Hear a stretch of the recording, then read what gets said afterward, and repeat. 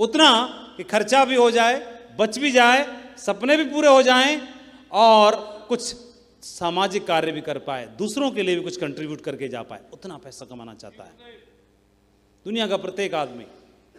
और दुनिया का प्रत्येक आदमी ये चाहता है। दूसरा, अपने पैसे को सही इस्तेमाल करने के लिए अपने जीवन में उसको समय भी चाहिए, और समय के साथ साथ अपने जीवन में वो सुरक्षा भी चाहता है, स्वतंत्र होने के लिए, जीवन में आगे बढ़ने के लिए, समृद्धि के लिए। या नौकरी पेशा वाले लोग ऐसे ही तो है, चाहे प्राइवेट नौकरी करते हो, चाहे सरकारी नौकरी करते हो, चाहे अपना खुद का काम धंधा करते होंगे, कोई दुकान करता होगा, कोई शोरूम खोलता होगा, कोई दूध का काम, कोई व्यापारी है, कोई कुछ है, कोई कुछ है, कोई कुछ है, कोई कुछ है, ऐसे तो है सब लोग, है ना। हाँ, अब हर आदमी पैसा कमाता है जीवन में, ये तो हम लोग पैसा कमाते हैं। अब इसमें से 10,000 से लेकर के 1 लाख रुपए तक महीने कमाने वाले लोग बैठे होंगे। किसी के महीने की आमदनी 20,000 होगी, किसी की 40,000 होगी, किसी की 1 लाख होगी, 80,000 होगी, 60,000 होगी, ऐसी तो होगी सभी की। ठीक है, तो हम लोग पैसा कमाते हैं। और पैसा कमाने के लिए कोई आदमी मान के चलिए महीने में 40,000 रुपये कमाता है, 40,000 रुपये महीने में कमाता है, तो उसके घर का खर्चा, हर आदमी के जीवन में जो पैसा कमाता है वो कमाने को लेकर के उसके जीवन में खर्चे रहते हैं। और खर्चों में सबसे पहले एक खर्चा रहता है, इस खर्चे को हम दैनिक खर्चा बोलते हैं। कौन से? दैनिक खर्चे। दैनिक खर्चे कौन कौन से होते हैं? कौन कौन से होते हैं दैनिक खर्चे? जगह से बोलो। स्कूल फीस, राशन का खर्चा, बिजली का बिल,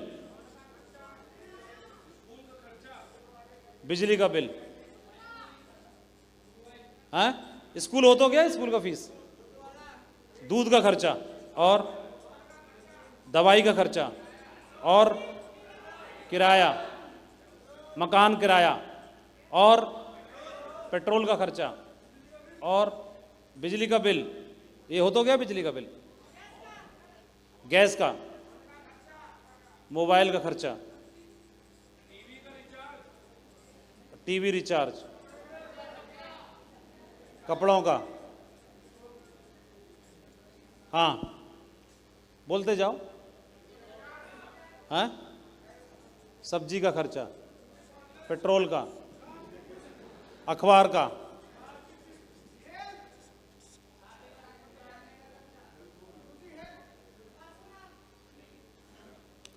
ये जो भी खर्चे हैं आपके, ये सारे खर्चे आपके दैनिक खर्चे हैं। घर का, परिवार का, राशन का, बिजली का, मोबाइल का, न्यूज़पेपर का, इंटरनेट का, वाईफाई का, टीवी रिचार्ज का, पेट्रोल का, इसका उसका, जो भी राशन खर्चा, ये सब खर्चे हैं, है ना। ये दैनिक खर्चे हमारे।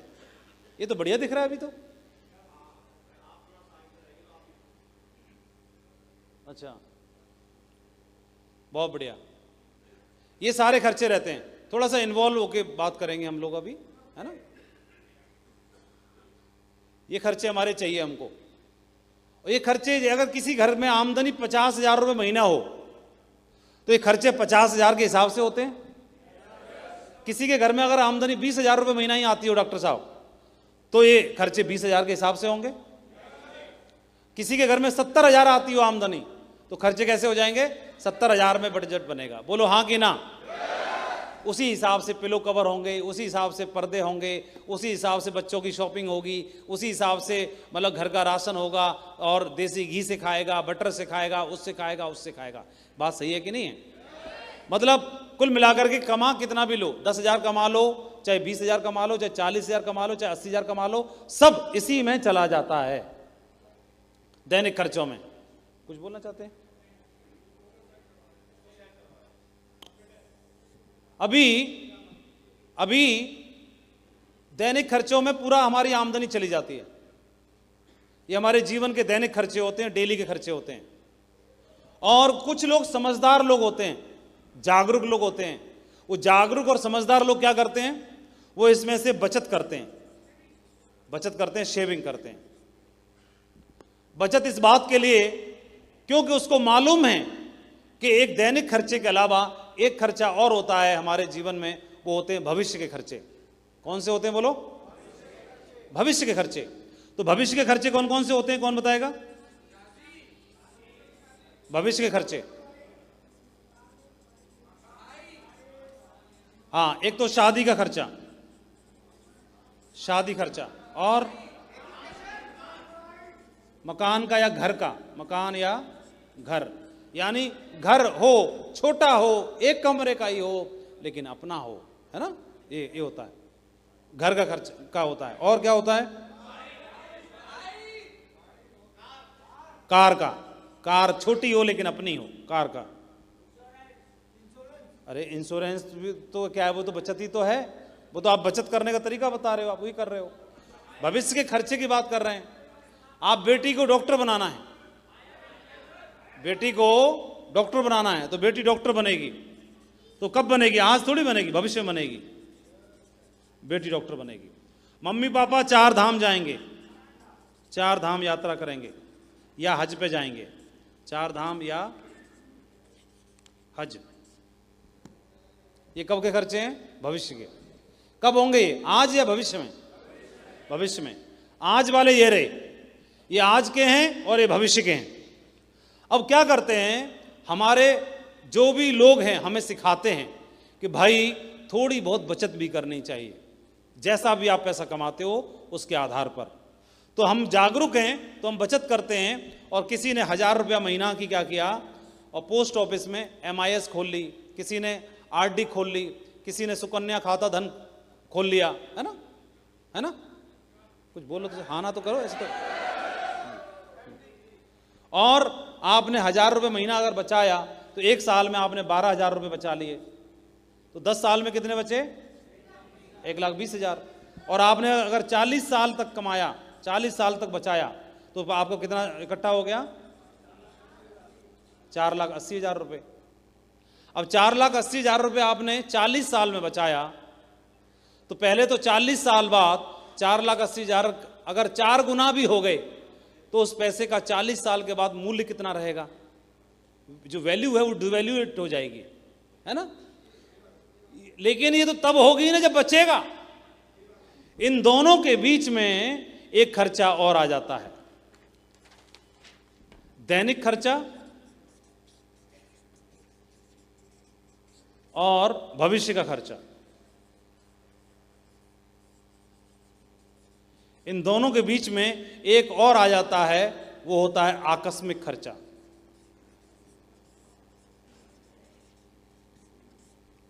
हमने दैनिक खर्चे में से कटौती कर करके थोड़ा थोड़ा बचत करना शुरू की,